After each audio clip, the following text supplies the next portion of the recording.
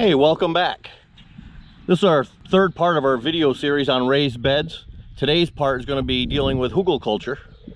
That is the layering of biomass in the bottom of each raised bed, and then topping that with soil. And that biomass will break down over time. It produces nutrients for the plants that you're planting in here, and it also holds water, so a lot less watering involved. Come along today as we go ahead and take a look at what biomass we're going to be layering in the bottom of these, and then we'll fill these up and get them ready to plant. All right, to get ready for our biomass that we're going to be putting into the raised beds, I have to put on my little extenders here. These are actually two-piece units here. This piece here that you see, that's called an edge tamer. You can use those on your bucket like this, and it keeps you from digging into the ground. All right. These are extensions that you can buy that just hook onto the end here like this. I'm going to be needing these to get my biomass material over to my raised beds.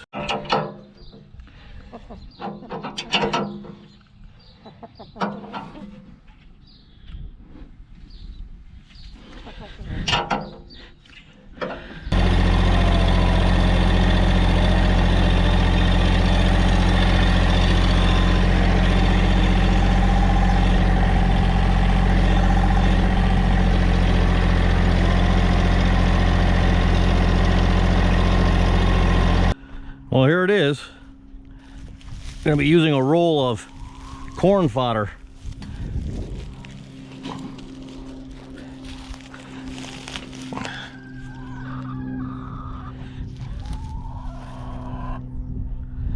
This has been sitting out all winter.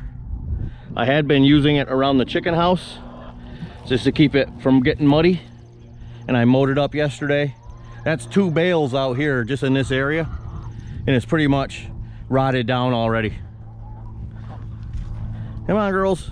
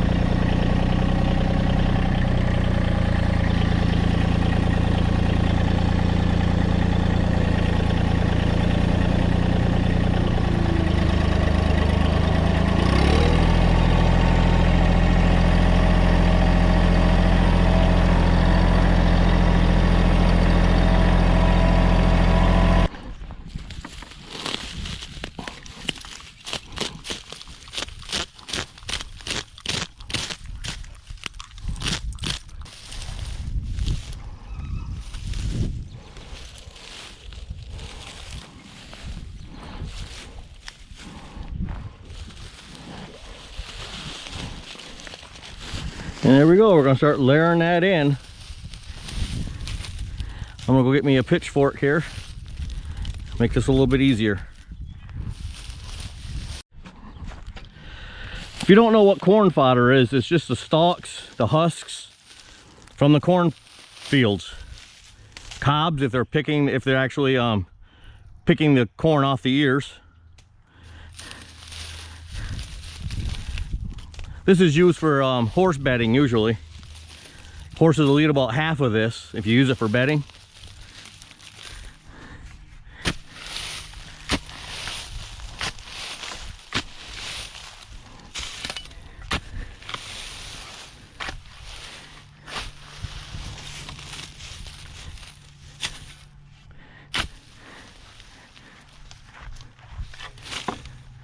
Then I'll just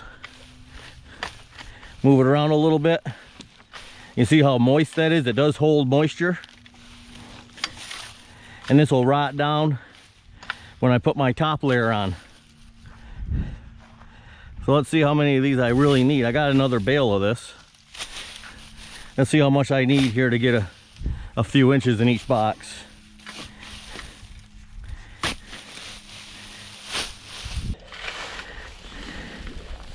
There's my helper there.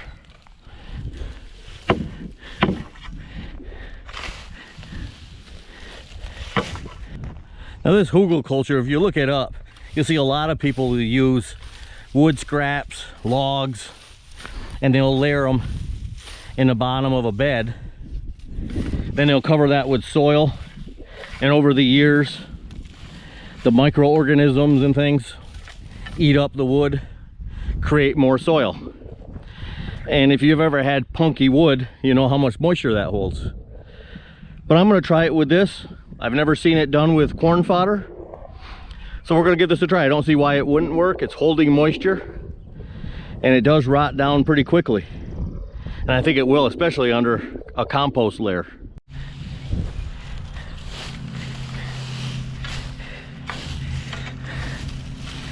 Well, I think one bale of this is going to be enough, and those were mini bales that my neighbor made up for me when he was baling his fodder. So he made me 4 mini ones, and they're about half bales. So this one bale is going to be plenty for the base here, and I'm going to use the other bale as my mulch on top of the potato beds.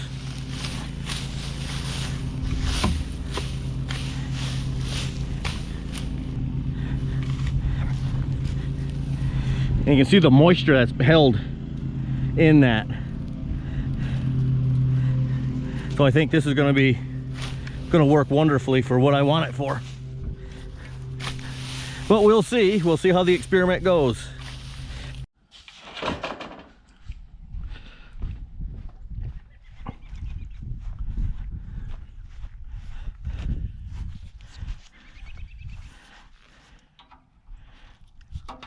All right, we're in front of the compost pile here. I'm going to take a reading and see what the temperature is on the surface. The temperature on the surface is about 90 degrees. Let's dig into that and see what the core is.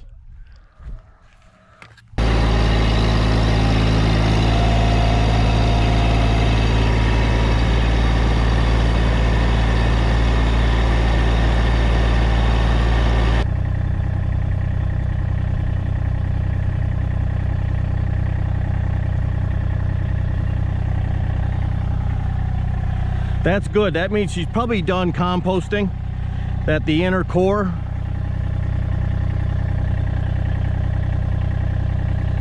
somewhere in the neighborhood of 110 degrees.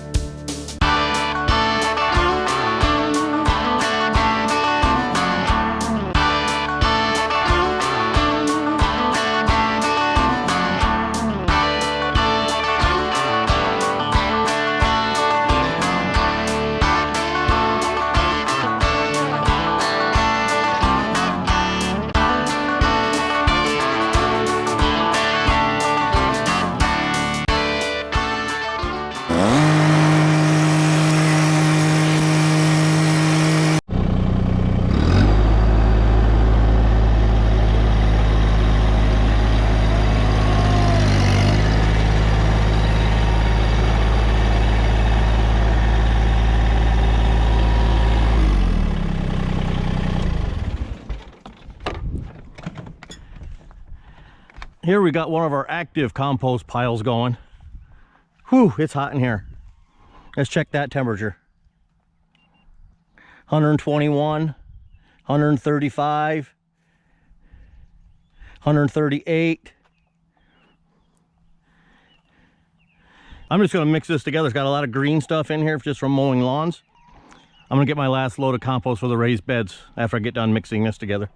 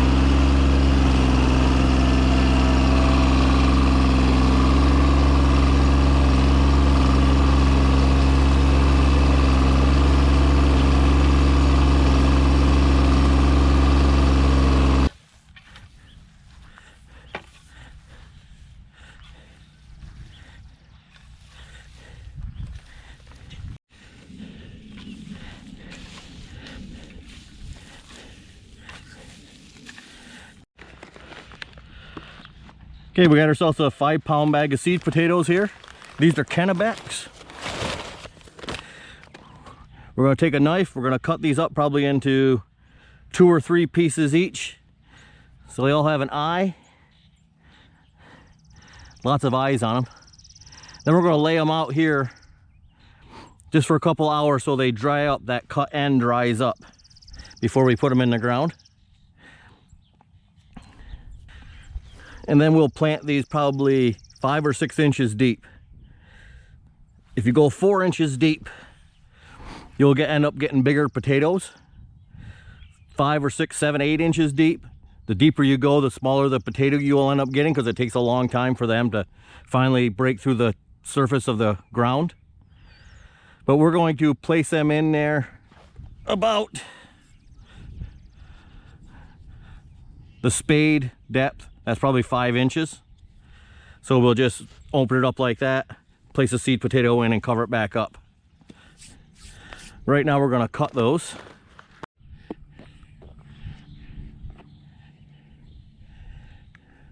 Okay, we're just going to lay the potatoes out like this. Let them dry out here in the wind. Sue continues to cut them up. Got an eye or 2 on each piece.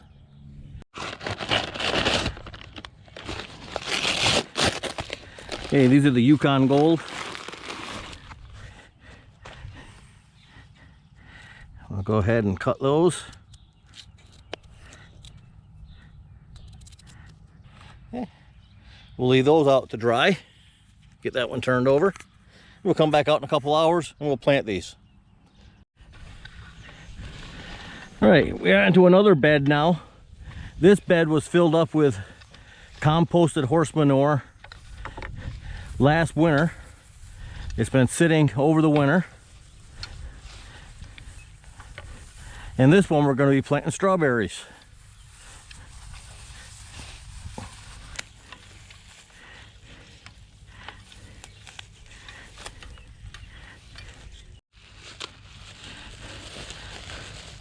Here we go. We bought 25 strawberry plants about a month ago. They've been sitting in the refrigerator. They've obviously come out of dormancy.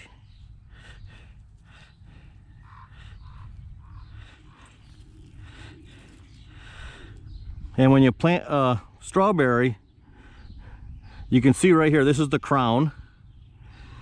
You don't want to plant them too shallow. You don't want to plant them too deep. You got to plant them right about there, right up in the middle of the crown area. If you plant them too deep, it'll rot the crown and the strawberry plant will probably die. So we're going to plant these about 15 inches apart or so. We have a raised bed here that's 4 by 10. Let me go ahead and separate them. All right, let's get planting. Let's see what we're going to do. We're going to go in.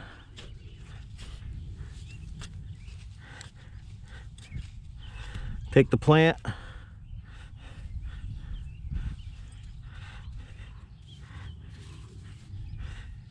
You see the crown right there. We don't want to bury that. That's pretty much all there is to it. Go right on down here about here.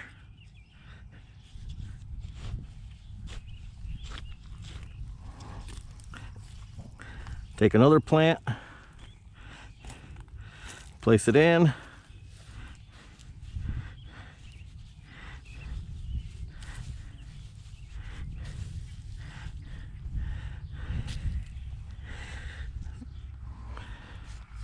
And let's see, we got a shovel and a half.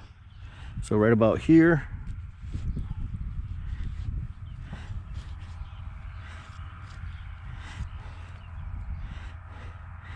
Take a look at that soil. That was just pine shavings and horse manure. It's been composted and just sitting here for the winter.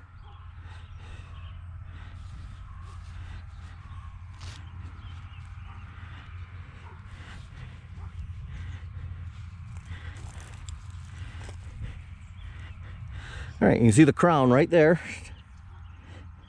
We got the crown up out of the ground, about halfway. That's how you want to plant your strawberries. Okay, we have our 25 berries in our 4 by 10 foot raised bed. We're gonna water them in now.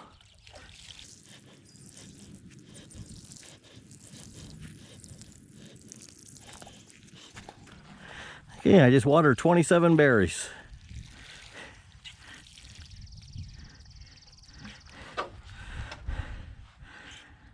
There, we'll pick up planting the potatoes in a little bit. Okay, the potatoes have sat out for a couple hours here in the sun and the wind. They're skinned over. You can see that, they're dry. Now I'm going to put these in about the depth of my spade here,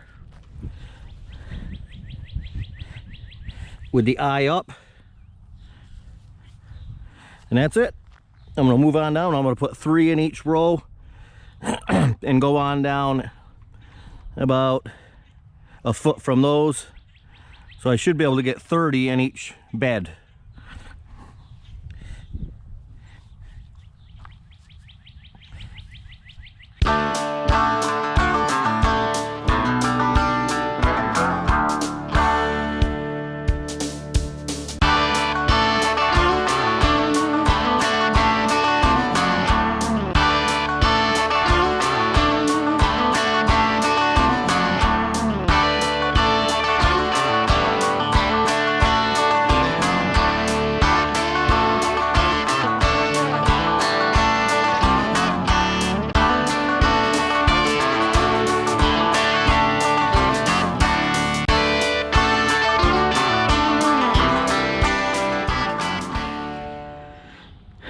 In this bed down here where I'm planting the Kennybecks, I've just laid them out where I want to plant them. I can see them a little easier than what I did on the other bed. On the other bed I was just digging holes and kind of lose track once in a while where you are. But doing it this way, you kind of space them out. So I got 1, 2, 3, 4, 5, 6, 7, 8, 9, 10. I got 30 seed potatoes here in this one bed, which is 40 square feet. So it's a little more than a square foot per potato. In the middle bed here, I got a whole bunch left over, so we're going to plant those in that middle bed.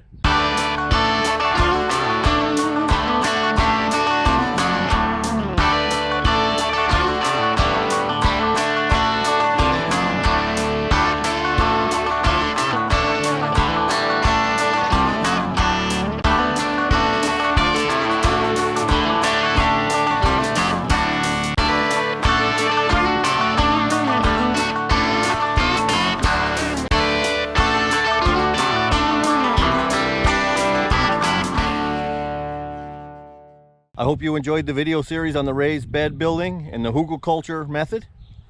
I appreciate if you subscribe and like this video, and go ahead and share it with your family and friends. That would be great also. Hey, have a wonderful day. Goodbye.